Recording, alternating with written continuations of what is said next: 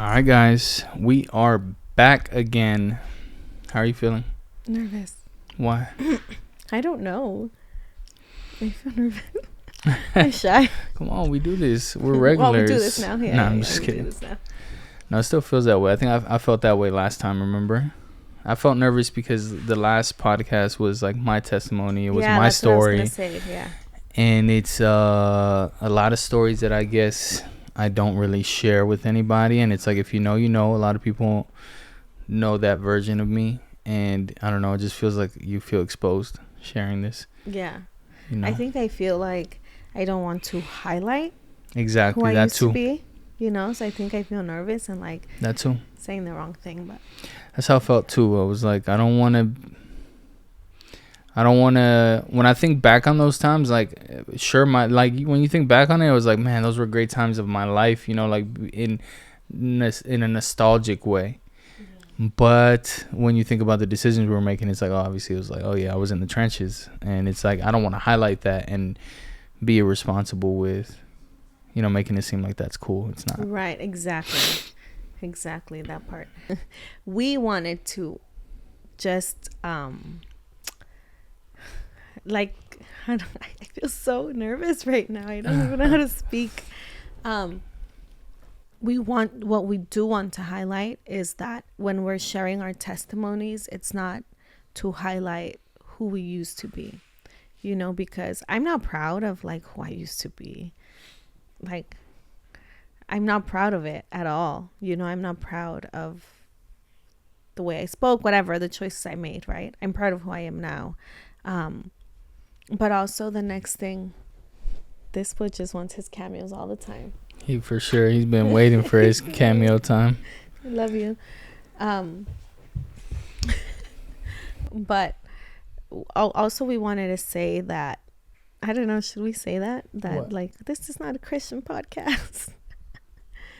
Not that it's not. Also, what do we say? I feel so nervous. Yeah, so we were talking about this. She was like, I kind of want to establish that, like, this is not a Christian podcast in a sense. And I think the reason you say that is, well, why do you say that?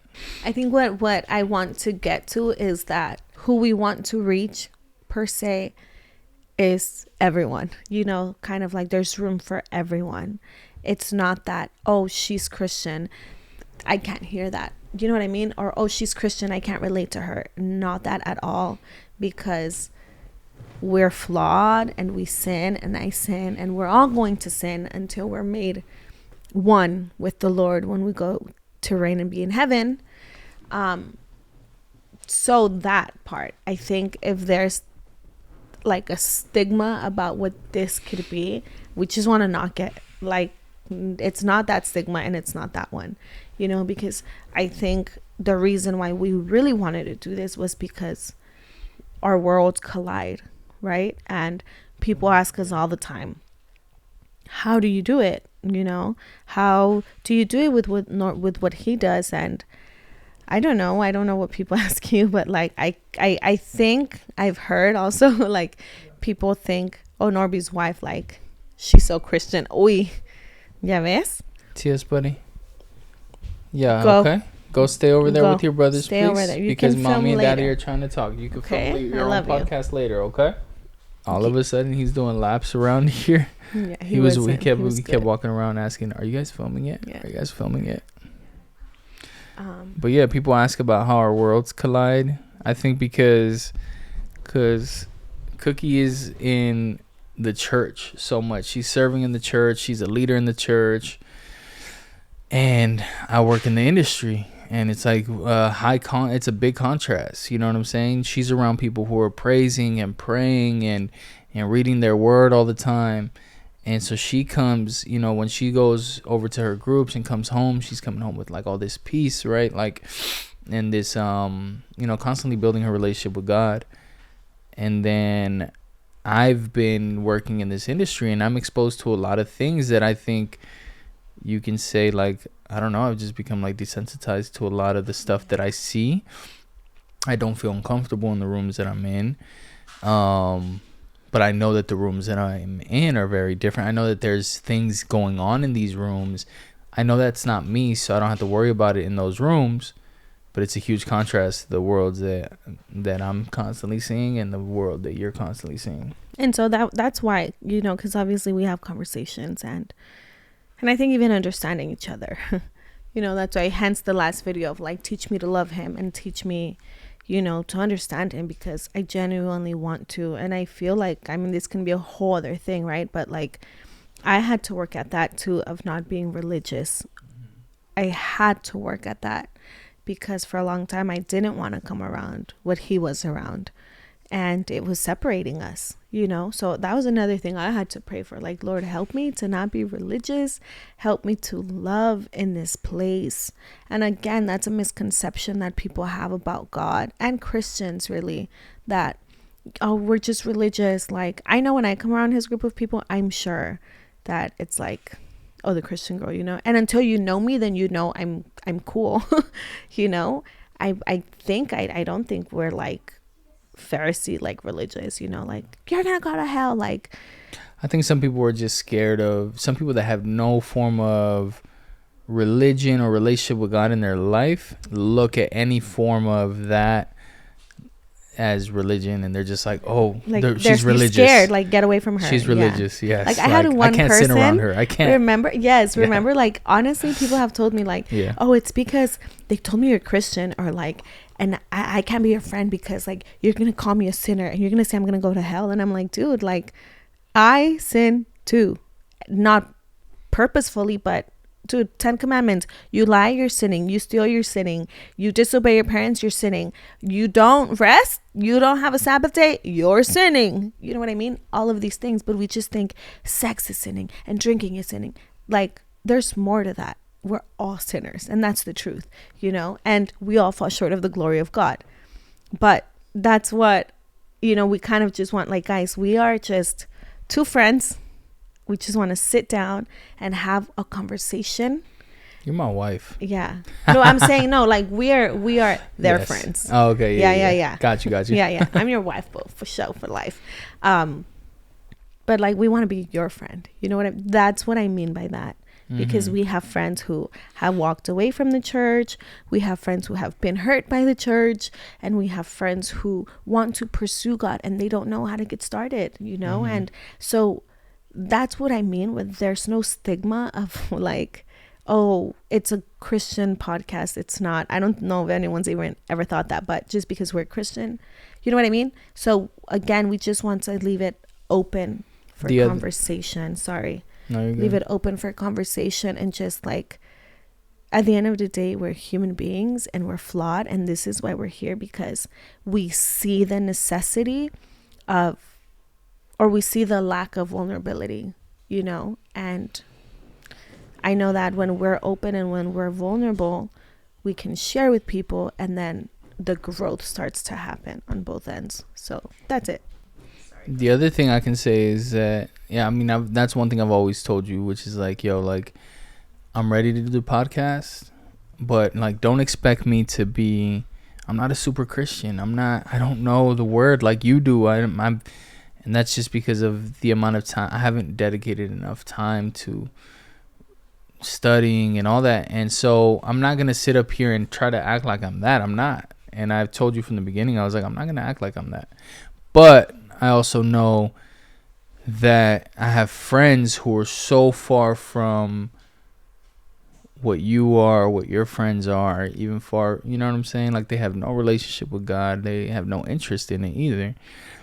And I know that those people, the moment you start sounding preachy to them, they're not really connecting with that. And that's the other thing about me. I can be honest about where I'm at right now, and I can't be preachy because I'm not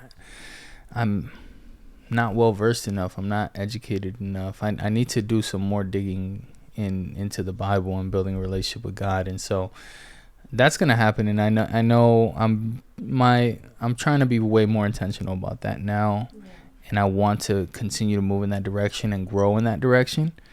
But as of right now, I'm not scared to just be where I'm at, be honest with where I'm at. And again, those people that I have in mind, the people that I'm in rooms with all the time, they're not ready to be preached at. They just sometimes need an example of somebody who's different, who has like, I don't know what you call that, but I think they need a friend. That's it. Yeah. Not a preacher. And that's exactly what I'm trying to get at. Like, we're not here to preach. And I know he says he's not preachy. Sometimes I can get preachy, but not intentionally, like, I think when the Holy Spirit hits, boom, I'm like hitting like verses, right? But that's what I mean. Sometimes scares some people away. yeah. But that's not a bad thing for you to be doing. It's just where Right. you are, and you speak to a certain person who's ready for that. Right. Sometimes. But I know there's a But group again, of people like- who like they need that more elementary.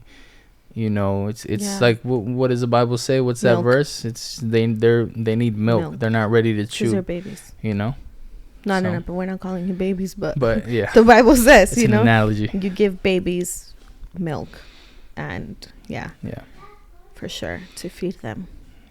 Yeah. Yeah. Amen. So there's Amazing. that. There's that, man. Just in case you guys didn't know, that's what this is. Now you know. Yeah. Yeah. We just want to be friends. We just want to be a friend. And we want to be a friend that is like, hey, this is who God is. He's all powerful and he's judge and he's love. But the Bible says that he is merciful every day. Like, there's new mercy every day, and other people can approach it like, repent or you're going to go to hell. Like, yes, but there's grace and there's mercy. And that's the first part that God offers always. So that's the part, at least we want to show. Like, the Lord is love. He is love. He is kind. He is good. He is merciful. And if you can see Norby and I here, even still married, even like not pulling each other's hair out, that's because God is merciful and loving and forgiving and redeeming. Mm-hmm.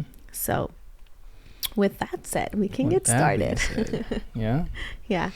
All right, man. Talk to us about you, your Intro story, me. your testimony. Intro me. Talk Guys, about this your is- special This guest. is Mabel Marquez, my special guest, my wife. Garcia Marquez, please. I don't know. I've been asking her, what are you going to talk about? What's your testimony? So I'm sitting here interested too in what you're going to say. I don't know. Yeah. Where are you going to start us off? Yeah. I mean, like Who you are said, you? we first off, I am a daughter of God. Amen. Norby did his testimony last week, and I don't know why I'm nervous about mine today, so bear with me if I'm a little slow. Yeah, who I used to be before the Lord. I mean, I think first things you guys should know is that I came here when I was very little. I was 4 years old, and my dad passed away when I was 6. So I was raised by a Mexican single mom, which means she was my mom. If you know her now, she's strong and she's independent and she's loving and she's nurturing and she's very hardworking. And she was all those things to me and my brother growing up. But now as I'm a mom, right, and I'm following the Lord, I can see, even just deep conversation with God about things in my heart, why I feel angry, why I feel bitter, all these things. The Lord has, I think in the last 10 years, just been revealing to me a lot of things that I lacked as a little girl, and how they show up in marriage and how they show up in being a leader and being a mom and even being a homeschooling mom. All of these things show up, hence why we're here. I grew up with this mom, right? She was amazing and all of these things. And as a little girl, I've always been like, how do you say it? Like, I've always gotten in trouble for defending other people. We were talking about that. I was not a mean girl on purpose. I'm not a mean girl, but I will stand up for what I believe in. And that's why when Norby says like I wasn't easily influenced, it's because if I think it's dumb, I'm like, I'm not going to do it, and again, shout out to my mom, because my mom instilled that in me. She said, you don't have to do things you don't want to. And so I instill that in my kids. Like, you have a voice and you can speak up, and no means no. That's it. So when I was little, since I was very, very little, I remember like in our apartments, like if you were punking my friend, guess what? I was going to go punk you. and I was going to show you that you don't mess with my friends. So since I was very little, I remember one time, like, one of my little neighbors, she was my best friend, and she owed another girl like $1 or something. And I remember telling her, because the other girl, she lived upstairs that way. That girl was telling my friend, you owe me $1 and you need to pay me. And this girl was over here crying. And I'm like, dude, what are you crying about? $1? And she's like, yeah, I have to pay her. And I'm like, we're going to pay her. This was so bad. This was so bad. I'm like, we're going to get all pennies. And when you hear, you want your $1? Here's your $1. Boom. And we threw it in her face. No way. That's crazy. That's hilarious. It was so mean. I mean, not funny. I feel so bad. That's what I mean when I was saying, like, but ask me if she punked her again. She didn't, you know? And that's why, like, I feel so bad because I was just that girl. I was not mean. I was just, I mean, I was mean to the other people, but I was a good friend to my friends, you know? There's times when, because I don't think that's not like that. I don't know why, but like that wasn't like an innate thing in me to be like that and be ready for confrontation. And you know me, like I've not always been that way. Right. I don't jump at it. And I had to get used to you even being that way. Like even with like, because I feel like you just defend who you love, right or wrong. Yeah. Like I've seen her like. And my mindset is I can be in the gray area and see both sides of the story all the time. But what can I say? For some reason, I'm like that. I can see both sides and be like, well, I can see why they did that, even though they're wrong. And then you're just like, who? My brother? He did it? No, he's right. My son? No, heck no. What? Like you're just always defending whoever you love and you defend them hard. That's a good quality, though. Yeah, but you've also said, I mean, you've never told me. I've also told you sometimes. But also, like if you know my mom, my mom is like that. Yeah. You know my mom. Yeah, my mom is the exact same way. Yeah. And it's actually hilarious because now I'm like, Mom, you see, that's why last time, I don't remember what she said, but she said something, same thing happened. And she's like, and I stepped in and I was like defending the person. I'm like, you see, you used to always get mad at me. But that I always got in trouble for those things. But that was a little bit of the gist, right? So that I would say that's elementary school, even middle school. But then now in middle school, I'm being more influenced with what I watch. Again, my mom had to work 2 jobs and my aunt was always with us, but we were really just kind of like watching TV, doing our own thing, my brother and I. Yeah, what did your day-to-day look like growing up? Just like school, sopa maruchan on the way to school, elementary school, waiting for the raitera to come. Cup of noodles for those that don't know. Yeah, waiting for the raitera to come. And then at some point when we went to middle school, then I would just walk to school with my friends. Then we would do school, come back home, hang out. And then my mom would get home like in the evening. And I remember that really marked my life. She would work 2 jobs, and so she would set the 1 hour when we would get there. It was like my cousins need to get out. It was just me, my mom, my brother. She would talk to us, what's your homework, what was school like, you know, like set the intentional time, which I really believe that marked me because I don't know how, like she showed me that she would come home from her first job, sit, have dinner with us, and then get ready to leave to her night job. Yeah. And come back home at midnight and then wake up at 5 a.m. and do it again every day, 7 days a week. And then Saturdays, she was like cleaning all day. Sundays, we went to church.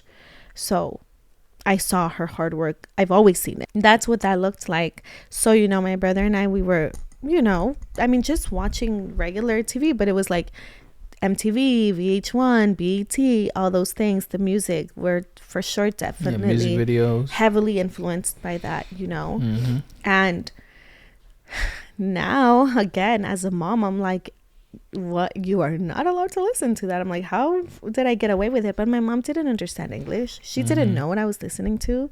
But even though I always say I am a reggaetonera at heart, like even that music, I'm like, why? How was I able to listen to this, you know?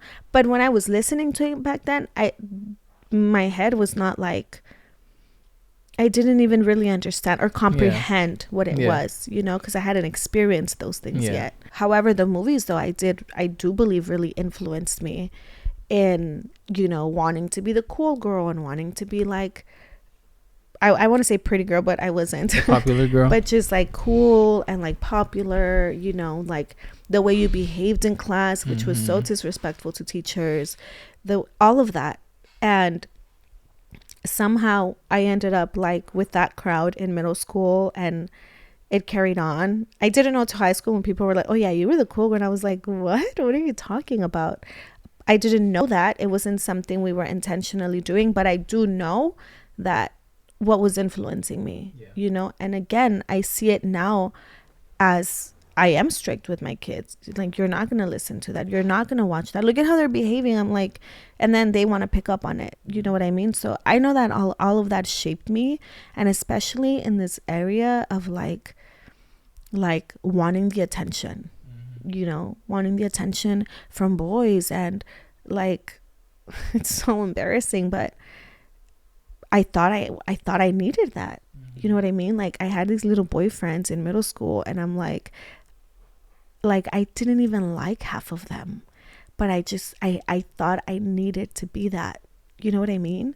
And again, thank God for my mom, because even when I would tell her like, oh mom, I have a crush, and she would be like, and she would be like, set the boundary of like, you can only hold hands, you can only do this, and even always being like, when they want to get touchy, like, you shun that, you don't allow that. It was all of these moments that I know marked me. And I think, again, now as a mom, I think about these moments, and I share with Norby. I'm like, man, I see now how it affected me a lot to not have a dad. I'll go cry. It was never something, I did not grow up like resenting that I don't have a dad. I never was like, oh wow, I never ever, until I was 19, remember? Yeah. And which was crazy, because when I was 19 at our church, when I started there, they used to have like father-daughter dances. Okay. And I remember when they promoted that, I started crying, and I was 19 years old, and I was like, what is happening? Like, never once have I cried over not having a dad, ever. And then boom, that was the year when I was 19 years old that the Lord started like highlighting the hidden pain that I've had. And I was like, I did not like it. I hated it. It was very vulnerable. And which is crazy, because then we got pregnant. And that's when I was like, whoa, I felt like it was a kiss from God that you survived that accident, because in that year, the Lord was healing my heart of not having a dad. And for me, that just felt like, man, like the Lord saying the same, like, your kids are not going to live the same story. You know what I mean? And that was especially as a boy. So I see now how a lot of these things that I lacked, which was a lack of identity. My mom worked hard and everything, but I did have that lack of identity. And so I had to like let people know who I was, like, oh, you're not going to mess with me. Where was that? Like, I needed people to know you were not going to mess with me. You were not going to punk me. Because also I was very petite. I was so tiny that I was like, nobody's going to mess with me, and I kind of had to mark like my territory in that sense. They call that little man syndrome. Little man syndrome. Well, I guess I had that. Yeah. And so, we started in the middle school thing. Like, I'm 13, my brother's 19, and he started partying. And I would be like, Mom, well, why do you let him and not me? And now I'm like, bro, he was 19, you're 13, what do you mean? But we were able to go, and sometimes he would take me and my friends, and also because like then his best friend had sisters, and I clicked with her sisters, and it was just like a vibe always. So that's how that started. And still then, I was like, I knew who I was. Like, it's a little hard to say because I knew what I was lacking. So I was trying to like build it up for myself. Outwardly, you would think I was confident. I was. Outwardly, you would know I'm confident. I'm this, I'm that. I would talk. I would definitely do that because, again, you were not going to mess with me. but obviously, like, my heart was like scared, and it lacked so much of the emotional aspect. It lacked the words of affirmation. Mm-hmm. That's what it was. And that's where identity kind of starts. Yeah, right? with words where of it's affirmation. like somebody You're telling you, affirming like, hey, someone you're constantly. amazing. You're right, exactly. this, you're that. And Right. because you were never given that, you're left to, I don't know, figure it out on your own in a sense. Yeah. Or that's like a void. You don't have that in you. I don't know. Yeah. You know? And so, again, now I think about, like, all these things and how it did affect me, obviously, a lot, that I didn't grow up with a dad. There's a lot of things I will never know. But yeah, so I want to fast forward to, like, when I'm 16 and how the Lord changed who I used to be. Yeah. Because prior to going to my encounter, I dated this guy, and that was bad relationship. And I just remember, like, because he would, like, threaten me a lot and stuff, I had a lot of trauma and anxiety. Yeah. And I remember I used to carry that. And I remember, like, I used to walk from school to my house. And dude, if someone was, like, here to the corner and I saw someone walking behind me, I would pull to the side and I would make sure that I'm, like, leaning by a wall so they don't grab me, because this person would always, like, threaten me and be like, I'm gonna snatch you up when I see you, and all of these things. So I was 16 years old. Of course I was afraid, and I never told my mom. I never told my cousins. So if they hear this, I'm sorry. That was crazy. Yeah. And so I never wanted to tell anyone, because, again, I know how my family was, and I didn't want it to be this big thing. Mm-hmm. And eventually I told my mom, and she was that was after, no? That was after. Or did what? you tell her during? You told Never. her while? I barely told her, like, Yeah. a couple of years ago. Yeah. But Because that's she when we knew. met. You were dating this guy when we met. Yeah. Yeah, I was dating him when we met. And so my mom knew I was dating him. My brother knew I was dating him. But yeah, that part was, like, really heavy on me, because I was a girl. I was a little girl, and this guy was, like, 6 years older, and I didn't know it. So I did suffer a lot of pain. And I remember, like, then we met, and then we dated, and then I went to my encounter. And I mean, even you, so, like, that boy would threaten me when I was already with you. Yeah. Like, you were the reason why I was being threatened. Yeah. I remember I was like, I run into him then. Right.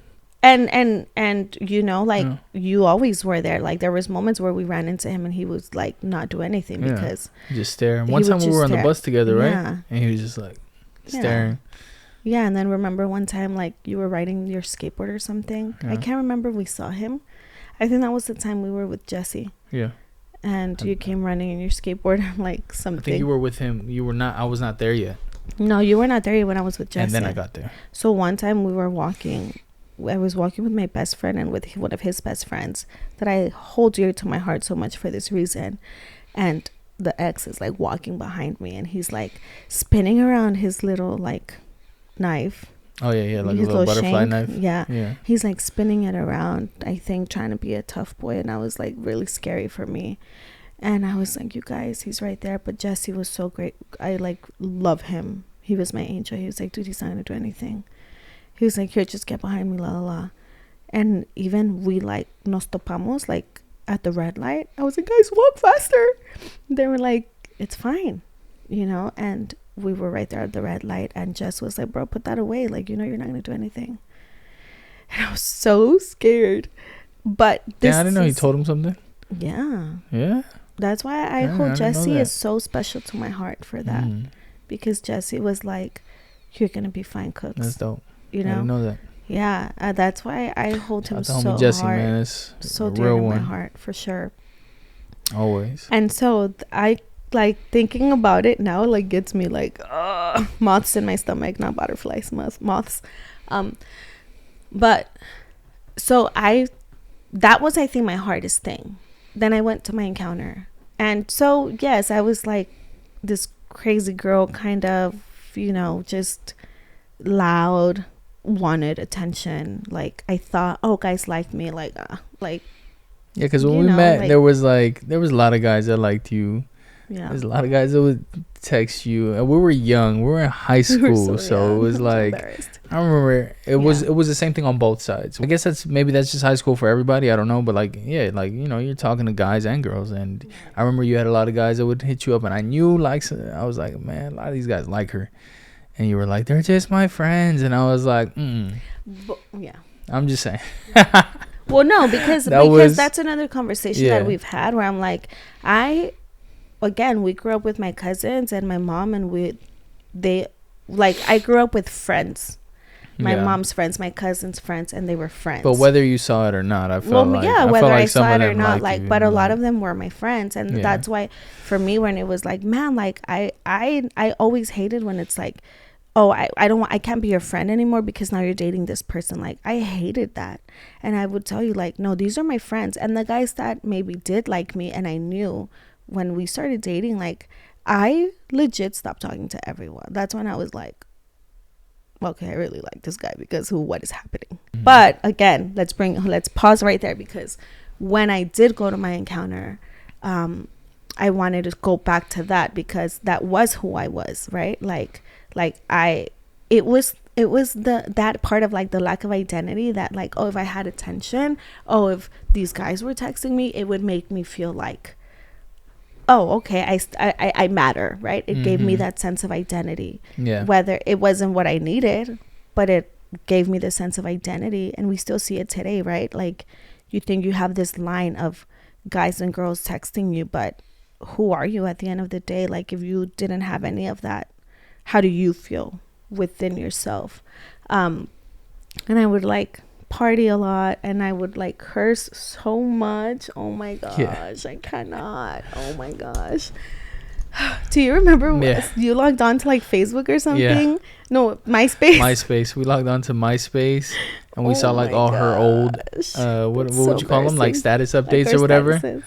Oh or my bullets, goodness, she'd just be cussing on every little thing. I was like, and we saw this years later, so I was like, no way, like, because so you don't cuss anymore. So no. It was funny to see that, because I was like, dang, this is how you used to talk. I'm so truthy. That was funny. Yeah, so that's like pretty much like the gist, right, of like who I was, pretending you have this identity, but really there's nothing. And then when I did go, I also would get a bunch of bad grades. Oh my gosh, I would never do my work. But also I didn't understand a lot of things. My friends, shout out my friends, they would always help me and like let me cheat and stuff. But when I did go to my encounter, yeah, for sure, there I experienced like a 180 change. And I remember the first thing I noticed was that I was walking home. I was walking to school, and remember, I would always check my back because I was like scared, like, what if something's gonna happen to me? And I remember I noticed the sun on my skin. I wasn't complaining. I was praying and I was thanking the Lord. And I was like, whoa, like, what is happening? Usually I'm like freaking out, and I'm just scared, like walking nervously, like checking everything. And that day there was so much peace. And I remember then being in school and changing. Like, I changed for sure, because I remember people having conversations that I was like, that doesn't even matter. Like, why are we talking about that? I remember my friend was joking with me, and I was like my brain, it was Holy Spirit just knowing like, oh, you don't joke like that anymore. That thing, nothing could come out. And I was like, there were some moments where I was like, whoa, what is happening? Right? And then we had parent conference, and usually we would leave angrily. Like, even one time I had to switch classes because the teacher made fun of me when I walked out of the class, and my mom heard it. And that was the teacher that I would literally be in her face and her in mine, and we would be yelling at each other. And man, that sucks. But they had to switch me out of that class. And then with the other teachers, when it was parent conference, they told my mom, I don't know what you did. They were like, she changed 100. Like, from just getting F's and D's, I started getting A's. And I was like, what is happening? I remember sitting in history class, which I never understood anything. and now participating and getting like 100 on my tests. And I was like, I couldn't understand, but it was the Lord, and my way of being changed. The music I listened to changed. The way I spoke changed. And then I started a Christian club at school. Oh, yeah. Yeah. I forgot about that. This was 11th grade because now my senior year, I remember even one time when we were in cheer, we would have powwows, and one of the girls said something against me, and then they were like, what do you mean, Mabel? She's the Christian girl. She does nothing to nobody. And I was like, for real? Like, what is she finding fault in? But it was just something that, like, dumb, Yeah. And my way of being changed. That's when you started, when you were like going out and doing your things, and we were saying, you would come to my house and I was like, this is not what I want, because everything really changed. Yeah. And that's crazy. As you talk about it, I'm remembering, I'm like, oh yeah, like you were completely different. Yeah. You were in a healthy space. Yeah. And that's when I was like knee deep in I was getting a little bit worse, I think, at that point. Maybe. Yeah. I mean, you were just going back. I was going back to backtracking. I was going back to what I was. And now it's crazy to paint that picture. I'm like, I get it. Like the way you would respond to me, you were kind of like, yo, but when you think about it, you were patient with me. Yeah. Because you could have cut me off right away. And you know what was crazy? I remember coming back from my encounter, and I was like boy crazy, right? Because I thought I had to be that. I remember when I came back from my encounter, this guy, I've never said this to you. I don't think I have. I don't know. But this guy texted me, and I was like, ew, why is he texting me? And I like immediately deleted his number. And I was like, that's when I knew. I was like, okay, who I was changed. Because before it was like, even if I didn't care about the person, just entertain it, because it would make you feel like your pride, your ego made you feel like better. And I was like, no, and deleted. And that's why I thank God. I mean, we met young, but still, like, because then I encountered the Lord, then I think I was able to take you serious. Because I remember a couple of times, I think like twice. The first time you were like, I think we need a break. And I was like, what do you mean we need a break? You want to break up? And you were like, no, I want a break. And I said, I don't believe in breaks. Do you remember that? I was getting scared of how real it was. I was like, oh, this is like a real relationship. Yeah. It's getting serious. And I was like, I think we need a break. Like, I was like, hold on, let's slow down. Yeah. And I remember you said that. And my mind, again, like it just was maturing as I was walking with the Lord. Because I remember telling you, do you want to break up? Because there's no such things as breaks. Like, you can't put a tab on me and say, oh, I'm going to come back to you when I'm ready. Yeah. And I remember I told you, if you're not ready, that's fine. Don't be with me. I know what I want, and I want to be with you. But if you don't, that's fine. Go. It was crazy. Like, that was really mature of you at that age. And I had no idea what I wanted. I had no idea. No, I remember you were scared. Like, fine, I'll stay. And I was like, you don't have to. I didn't know. I was like, damn, like, I love this and I love you, but I was like, but this is getting real. Yeah. And I was scared of that. Yeah. Yeah. And that was like, I remember just these moments, right? Because I remember then like cutting off all these guys and I didn't feel like I was lacking anything, because now I knew who I was in the Lord, and that's why now it was so beautiful. I thank God, because now I knew I didn't have to put up a front of being like a tough girl or being a brave girl or even being like the cool girl. I was like, I don't care if you think I'm cool. Like, I know I am. I'm still like that now. I haven't changed terms since when the Lord restored me, because I'm like, I don't care if you think I'm cool or not. I know I am. I'm funny, like, and it was just like solidified. And I liked that person a lot. The person who I used to be, I'm really embarrassed, right? But then who I was and who the Lord transformed me, I loved, because I feel like I'm still all of those things in a healthy way, like I could still be loud if I'm with my family. I'm being like silly and loud and like dumb, maybe. Yeah, like maybe ratchet, but like healthy ratchet, like in the sense of just just she's being just loud. I just like cracking up. like me gusta el trote. Like I'm like whoa. Like Yeah. you'll always catch me being like. Again, we could be at a there. family party. She could not be drinking, and she'll be turning up. Yeah. You'll be on the dance floor. And if you don't know that side of me, you guys, it's because like you're not in my family. Yeah, that's it. No, like my family, they know I'm a little wild. And I joke a lot. And because my family's like that, so I feel like a breath of fresh air when I hang out with my family because I can be myself.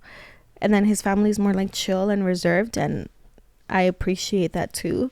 But I know like his family has said to me, like, wow, I've never seen this side of you, Cookie. And I'm like, really?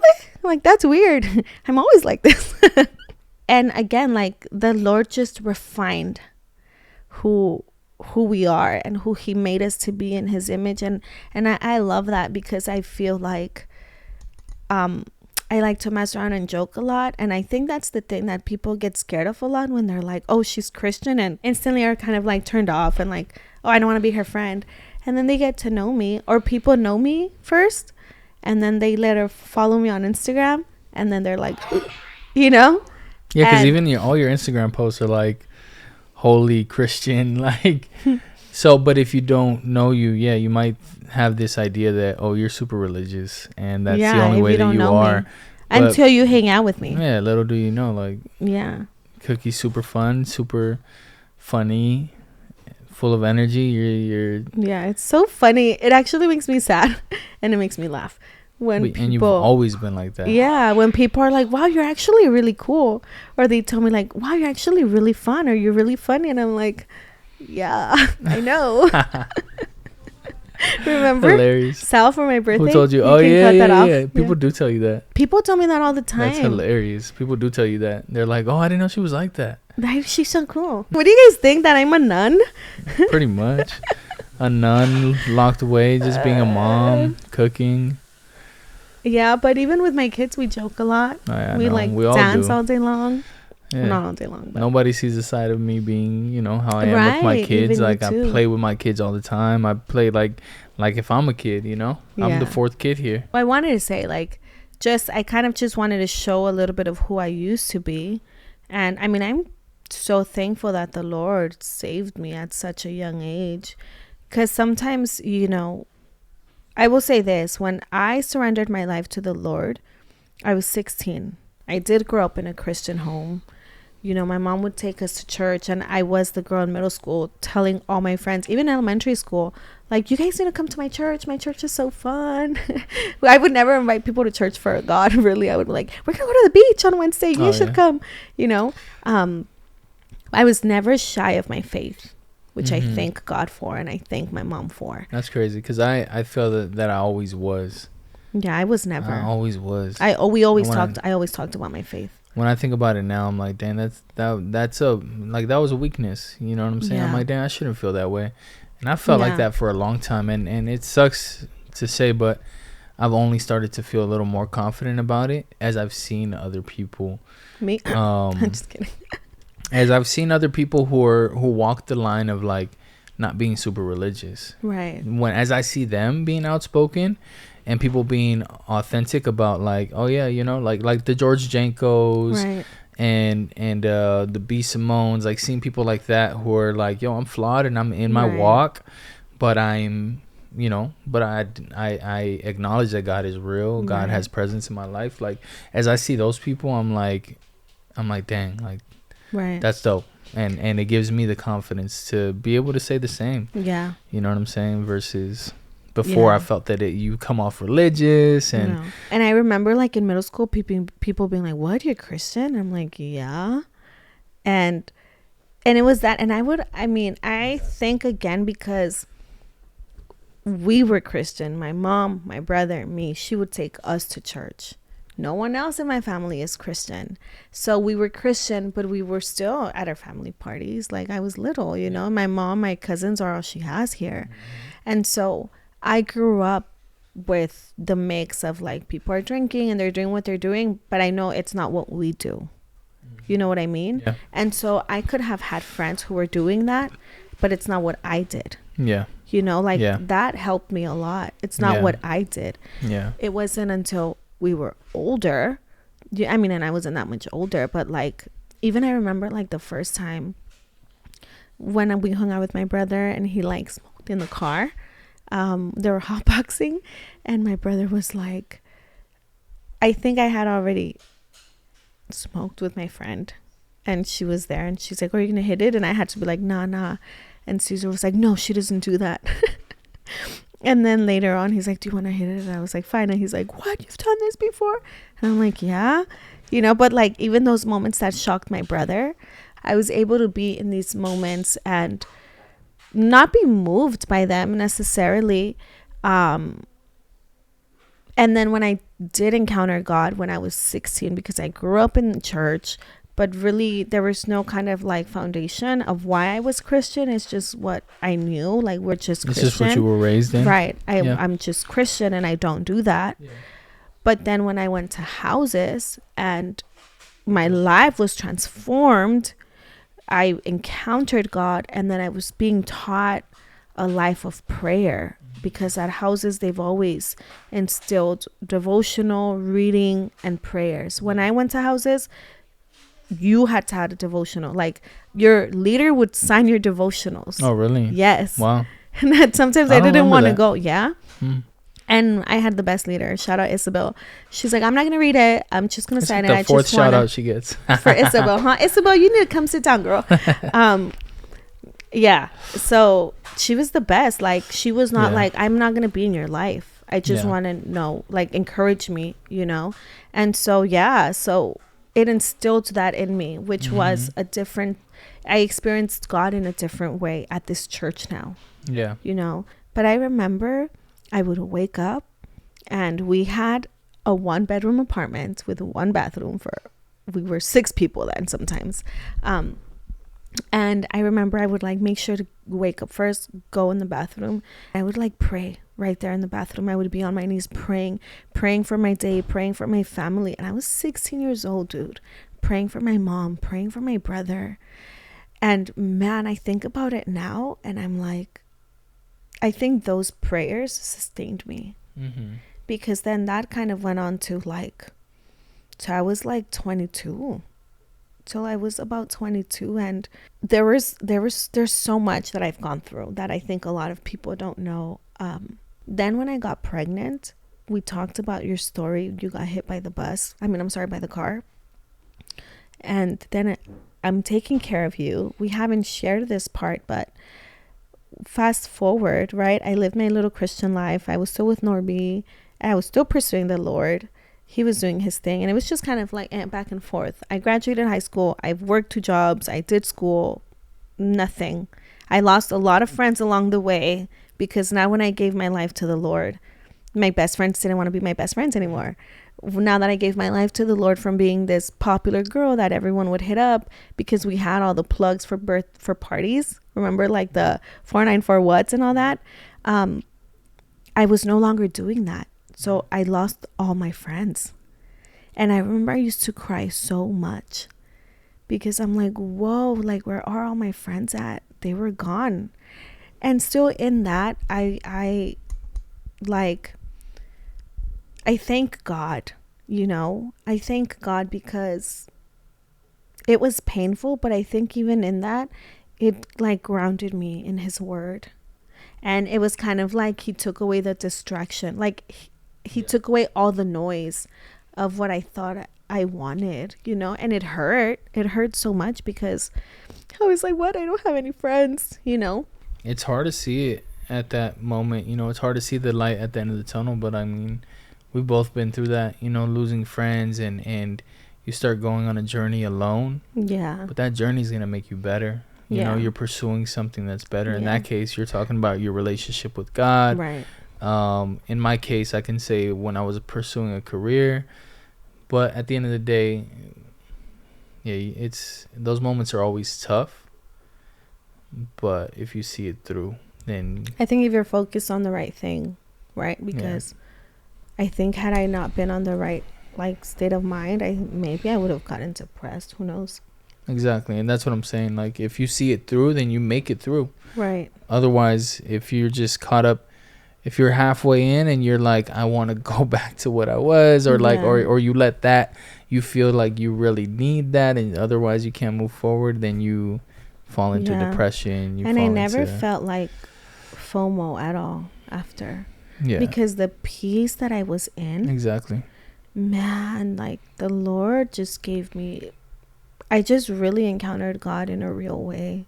That's why now when people are like I've said this to you, I'm like, nobody can ever shake me from not following God. Yeah, Because I've experienced God. I've experienced the goodness of God in my life when like everything was burning, yeah, you know? yeah. And no. you've seen all my stages of life, Mhm. really. But, you know, I was saying like fast forward to now being an adult, you know, or 19, 20, like I'm pregnant, right? And at this point, because my mom went through a rough divorce, like she starts dating this guy that splits us even further, her and I, and we were like this, my mom and I. Yeah, y'all were like best friends. She knew everything about me. We were best friends.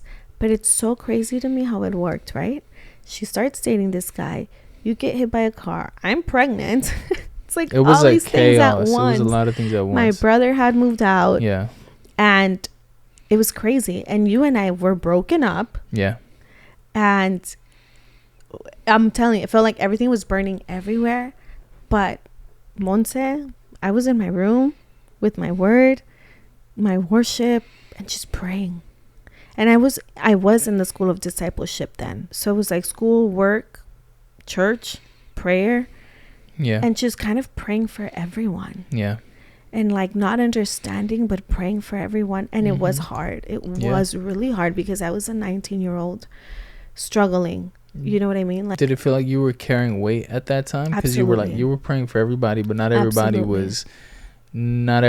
was taking care of their own relationship with God. Like I Nobody would say, was. You guys were all trying to walk nobody away was. from God. We were all going in a different That's direction. why it was crazy to and me. it was like you were the only one at that moment. Yeah, it felt like, was God, praying. what is happening with these people? Yeah, And that was really hard. yeah, I remember. And I remember like now I'm pregnant, and my pregnancy was what sustained me. Yeah, Because I remember people were like, how do you feel? And I was like, I'm so happy. I'm Yeah. so happy I'm having a baby. I remember that in those seasons I would ask the Lord, like, I remember clearly one time crying and telling the Lord, you don't get it. Like, you don't know what it's like to feel alone. I remember that was one thing that I felt really, really bad.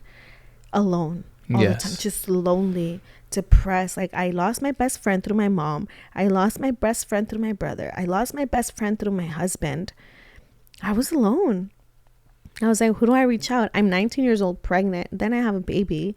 Nobody at my age is doing that. And so at that point, it's like, and when you have a baby, regardless of what age you are, you feel more alone because now you can't even go out to whatever thing. And not that, you know, like I now was you're not even really going stuck out in the anymore. house though. Now I was you're not really even stuck going in the out. house, and only you have to take care of your baby. Yeah. That's And something I loved think that, a lot of but mothers that's feel, what right? sustained me. I never felt that. I never felt, yes, I've heard mothers feel like, I never felt that. For me, my baby was my saving grace. Yeah, but at the end of the day, you have to do it by yourself, and it's like, so there's That's loneliness in that honestly, too. I didn't feel like resentment that I Mhm. was doing it lonely. Yeah, I was more sad that my relationships were gone. Does that make sense? yeah, Like, I just remember having Z and being like, I'm so happy because I'm not going to be alone anymore. yeah, And I was genuinely happy. Like, yeah. I didn't even know, you Yeah. guys, that postpartum depression existed. Yeah, Because I'm like, what do you mean you're depressed? course. Like, this, Yes. what? I was yes, joyful with my Yeah. baby. My son gave me life. And that's why I always say he was grace over my life. His name, Evan Amazah, means God is gracious and he who the Lord strengthens. When Yeah. that happened, had I not been pregnant, I don't know that I would have been walking with the Lord. yeah, But I always think Zion was grace over my life. Had I not had Z, I don't know where I would be. Bars.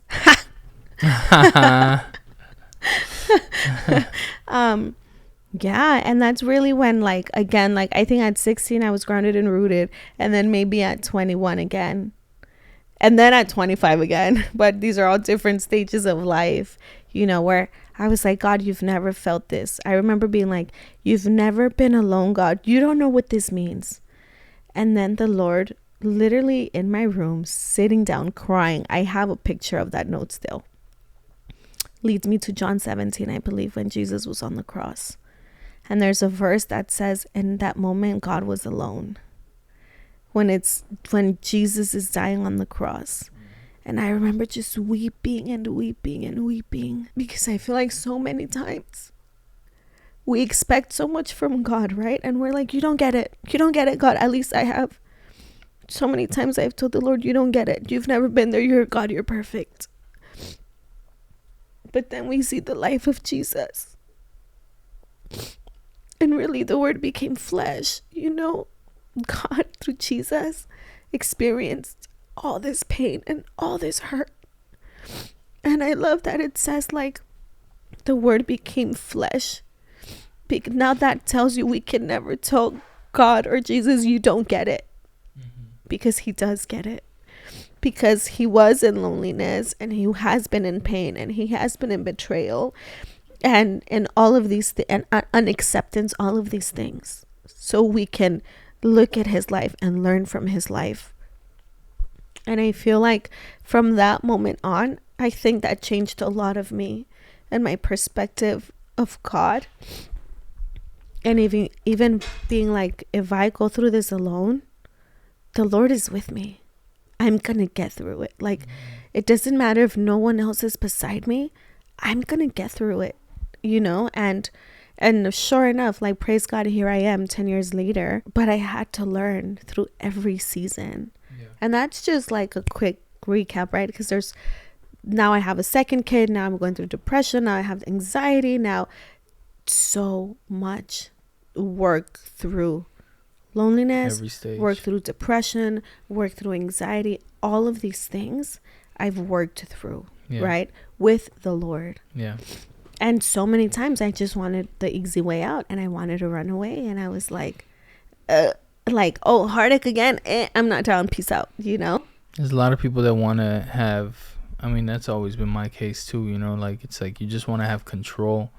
You don't have the patience to say, like, all right, let me put this in God's hands. Yeah. Like, that's been my biggest struggle. It's like, all right, I'm in this, like, I'm going through this, and I have to change this. Only I can change this. Nobody else can. And God's not even on my mind, like, in the sense of, changing this. I have to change this today. I can't wait for this to change. I think a lot of people also, like, I mean, I'm sure girls deal with that too, where they're like, I don't know, you get tired of hearing, like, oh, I have to pray for this to go away. Like, no, I want this to go away now. Oh, yeah, for everybody sure. deals with gosh. that, I'll tell you the homie told me the other day, it was like, I was like, bro, he's got a court case, and I'm like, bro, pray. I'm like, just pray, man. Pray and fast, brother. Yeah. And he was like, bro, I did pray last time. He's like, I got bad news. And I was like, dang. I was like, it doesn't, you can't just expect change just like that. And it's crazy, because I've said this to the Lord too. I remember when I was, like, deep in my depression, or even when you're going through temptation, right? I've said, and I don't mean temptation like people think temptation sex. I don't mean that. I mean other things of, like, sometimes it feels easier to not walk with God, right? Mm-hmm. What you're surrounding yourself with, that's why it's important we guard our eyes, our ears, our heart. Because if I'm listening to things that are not praising God, if I'm just watching on social media people living their life because they're always getting drunk and they're always out and it looks fun, but I want to know what your heart feels like when you're not there. That's what I care about. And it's important that we guard our eyes, our hearts, our ears, because we can think. And this Satan is so sneaky. He's going to make you think their life looks better. Mm-hmm. So you're going to start and sit in your depression because you're in your room doing nothing, watching people live their life. Yeah. But what do their lives look like? when the spotlight is not on them. Yeah, a lot of people are You know in what I pain, mean? man. A lot of people For are just sure. where we were when we were younger, where when you were the popular girl, outside looking in, it's like, Yeah. oh, she's the coolest girl. She's got all the confidence, but inside you're broken. Right. And that's just a reality And it with a wasn't that lot I of was people. pretty. I was just confident. It's- I'm still now like just confident. and that's a reality with a Yeah. lot of people. They're just, Yeah. I've seen it so many times. Yeah. People that I'm like, dang, man, they got it going on. They got the nice car. They But got the there's nice just clothes. brokenness. They got the ideal relationship. And then it's like, oh, dang, there's brokenness everywhere. So you know? much brokenness. Yeah. And that's the part, I will say this, that's the part that in a way sets us apart. Because I'm not afraid of my brokenness anymore. And that was the one thing that I worked out with the Lord. Like, wait, hold on. I actually know when I'm going through a hefty season. Now my prayer is, okay, Lord, like, what do you want from me? Or what am I going to learn now? Lead me through it. You know, I remember when I was struggling a lot in depression. And I remember I would drive all the time weeping and weeping and weeping. And just because I felt alone and I felt like there was no one I could talk to, because I tried to talk to people and it was like, oh, just pray. I don't know. There was like no empathy, right? Or even the lie of, I already cried to them about that. I can't cry to them again, you know? And I remember crying. I would always cry, weeping. And I told the Lord one time, I was like, how long am I gonna be in this? Like, I hate it. I'm over it. I'm angry that I'm still suffering through this pain. And I remember telling the Lord, unless you like descend from heaven or something, like, I need a hug. I just wanted a hug. Because I was like, God, I know you're there. I know you're there. I know you love me. But I just need a hug. I just needed the physical warmth of someone to assure me and say, it's okay. That's all I needed. Nothing else. I didn't want them to lecture me. I just wanted them to hug me.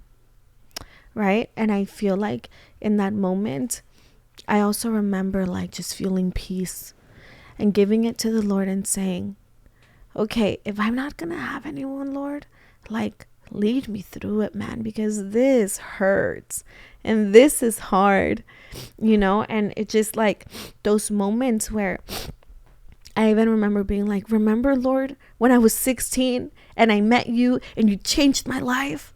Can you do that again? I'm like, because I don't want to go through these pains and these ugly emotions. But then now the Lord didn't just take it all away like he did when I was 16. Now I have had to work through it. Like, I've had to exercise my faith, you know? So when they're like, I surrendered already, I already prayed about it, pray about it again, surrender it again, you know, because at the end of the day, that's the strength. It's like, I can't go to the gym and work out once and be like, where's my muscles? How come I don't have a six-pack? It's, you have to work at it, right? And you have to train your muscles. And it's the same with our faith. God can change situations like this, but God is not a genie. And we so often use him as that.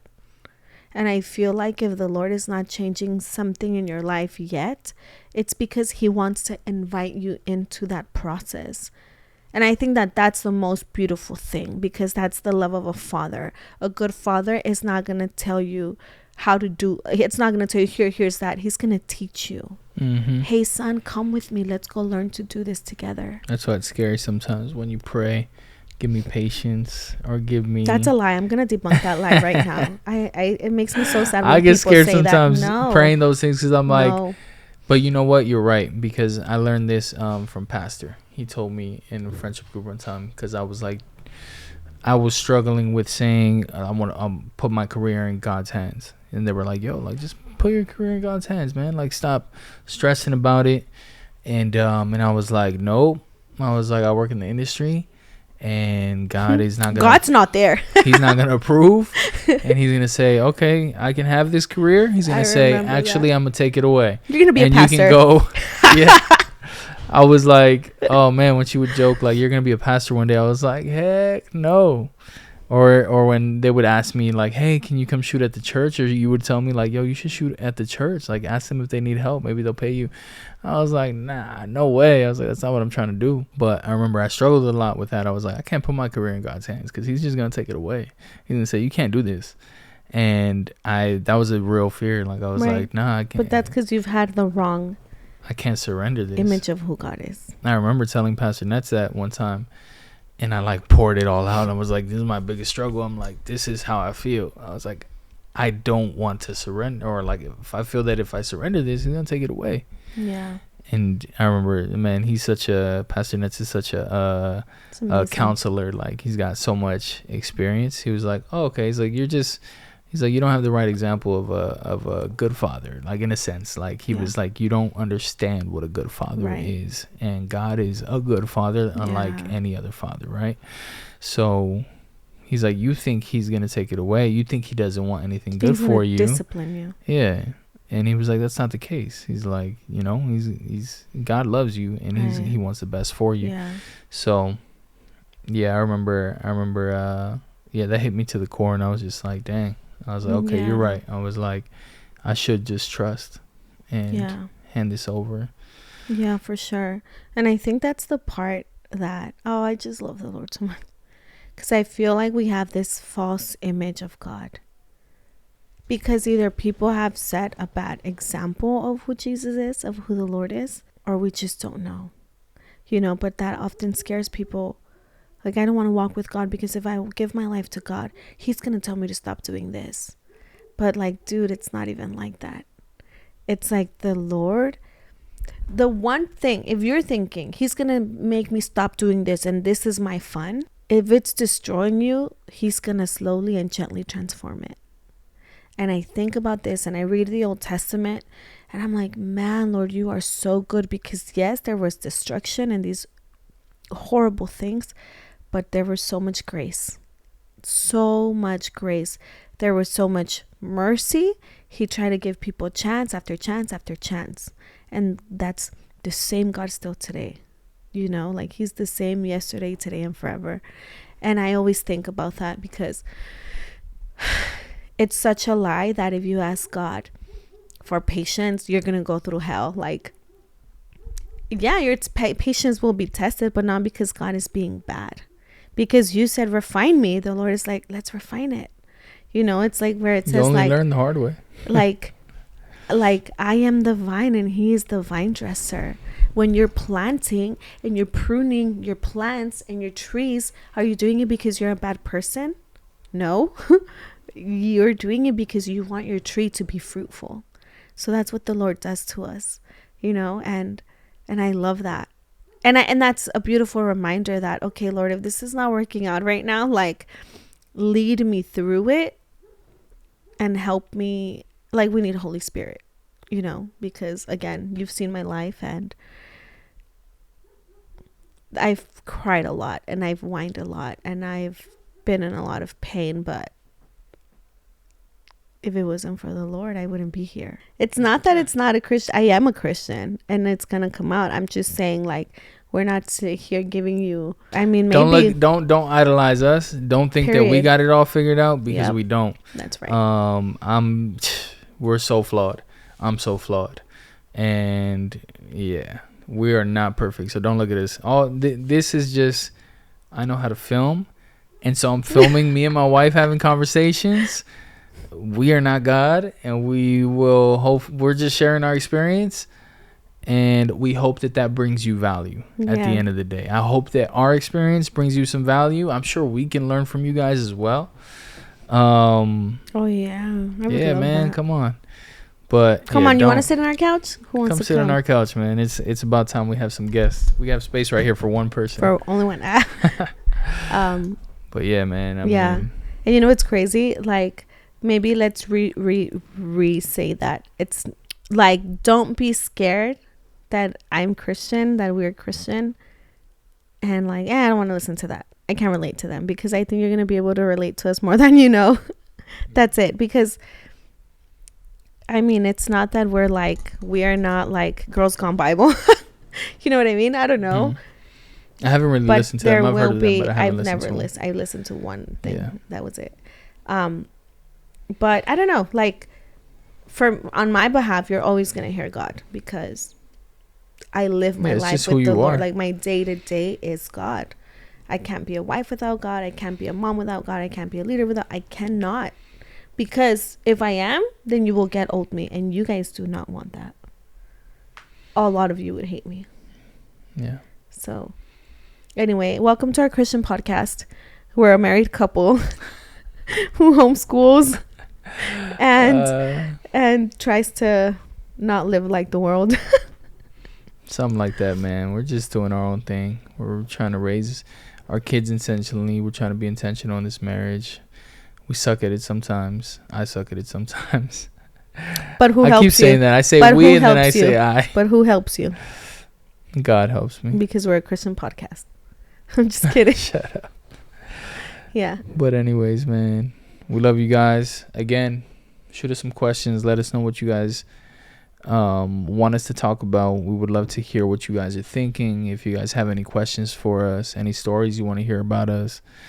But we hope you guys are enjoying this, and we hope this is bringing you some form of value. Thank you guys for tuning in. It means a lot. It means a lot. Oh, yeah, for sure. The messages, the love has just been super real. Yeah. The love has been so real, and it's just lovely, and we're just grateful. And we do want to say, I do want to say, like, if this helped you guys, not even just this one, but the other ones, I know the first one hit amazingly.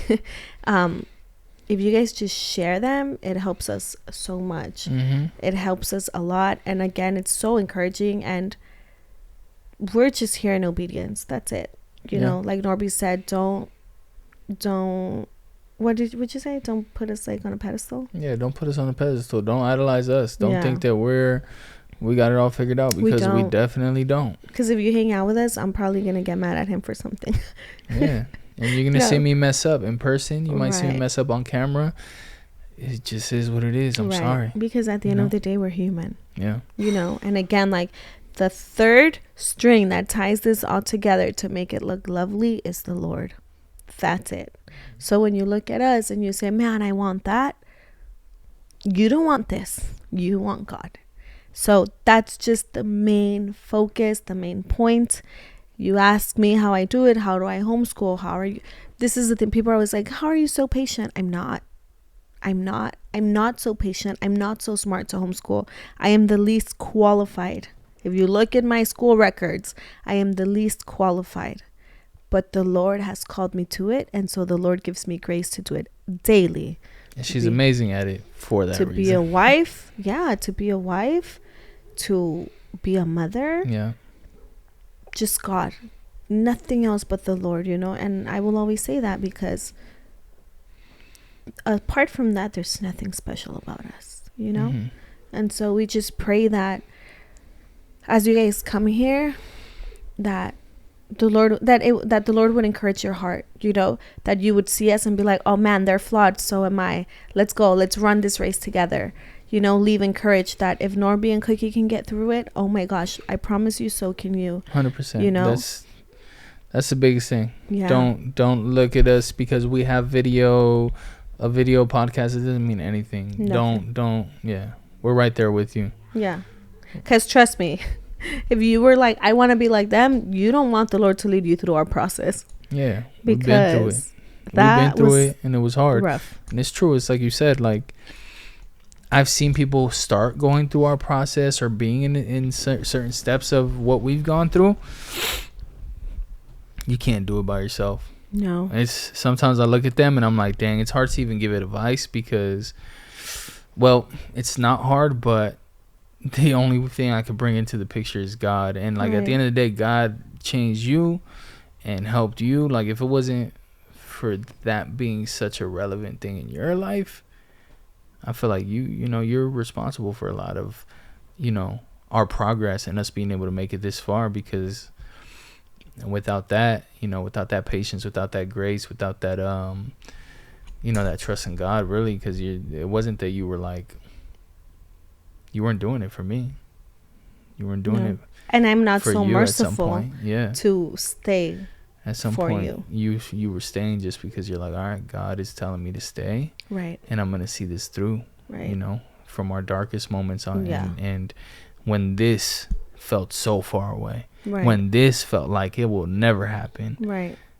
and and you know, you saw it through. But again, it's hard to tell people who may be in that right now, who don't have God in their life at all. It's like, I'm not gonna lie, like me talking to them, I'm like, dang, bruh, the only thing that can help you is God. I'm sorry, because you will not be able to do it by yourself when you're in those dark moments, when you both can't see eye to eye, when you can't walk equally yoked, when you can't, you know, take the time to just listen to each other and put your ego down and to say, all right, let me listen to what my wife's needs are. And I don't know, it gets rough sometimes. And it's wild because, like, even how you're saying that, let me listen to my wife's needs, right? It's sacrifice, right? That's the hardest thing for a lot of people. And without the Lord, we are just selfish human beings. Without the Lord, I don't care to please my husband. I'm like, why are you not pleasing me? You don't care to put yourself last. No, exactly. You don't. And then when you bring the Lord into it, Monse, how can you homeschool? You're doing nothing with your life. Actually, I am. I'm building up a steady foundation for my children. I'm building up my husband, my marriage. I am doing more than the eye meets. You know? And why can I surrender my life? Because I know who I'm going to face one day. I'm going to face the Lord. And he's going to say, what did you do with what I gave you? Was I obedient or not? You know? Oof, batteries are about to die. We Okay, gotta wrap it up. love you guys. Bye. Love you guys. We'll see you on the next one. No. Thank you guys so much for tuning in. We don't know what this is going to look like, but we hope that it blessed you. We hope that you know that no matter what season you're in, the Lord is there. And if you want to listen to the Lord and if you're obedient to the Lord will move. And he will do beautiful things out of your brokenness. So we love you so much. Love you guys. Bye.